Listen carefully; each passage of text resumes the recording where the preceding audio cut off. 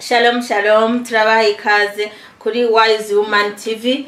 Tugomba turabe ingene umukenyezi ashobora kwipfuriza umugisha umwana wiwe amashuri atanguye. Tugomba dutangure igice ca mbere c'amashure. Rero nk'umumama nk'umuvyeyi mu rugo hariho amajambo ushaka kubwira umwana imbere yuko ava mu nzu agenda kw'ishure, agenda gutangura umwaka. Urashaka kumubwira akajambo nk'umuvyeyi. Reka turabire hamwe ijambo riri mu gusubira mu vyagezwe 28 ku murongo wa 13. Haravuga, Uhoraho azobagira umutwe ntazobagira umurizo, muzokwama muri abo hejuru ntimuzoba abo hasi. Aya n'amajambo umuvyeyi ashaka kwatura ku mwana wiwe agiye kw'ishure, akamubwira ati mwana nk'uko umwaka mushasha utanguye, reka ndakwature kw'ivyiza.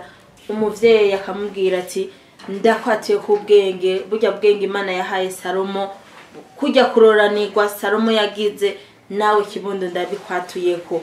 Ukamubwira ati mwana ndakwatuye kw'ivyiza, kw'amagara meza. Murazi ko abana hari igihe bava muhira bagaca mu mabarabara ugasanga umwana baramugonze n'igice ca mbere kitarahera.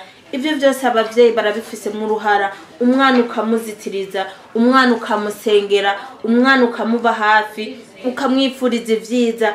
Uyu mwaka mushasha w'ishuri atanguye azaronka ivyo afungura, apana ko umwana ataha ugasanga arabuze ikintu afungura. Azaroranirwe, azaronka ivyo yambara, azaronke vy'ukuri ivyo umwana ashobora kwipfuza ariko ariga.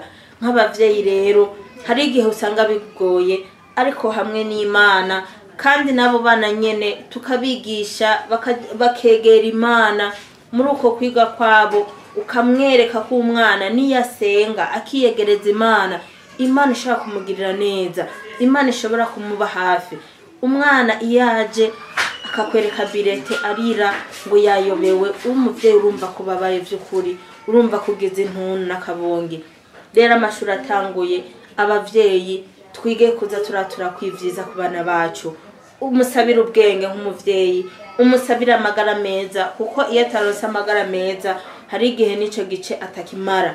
Rero abavyeyi tugira uruhara rwo kuza turatura ivyiza n'imihezagiro ku bana bacu. Abana bacu ntibaze babura amakaye, abana bacu ntibaze babura ama uniforme, abana bacu ntibaze babure ibintu vyose vyankenerwa bakenera mu ishure.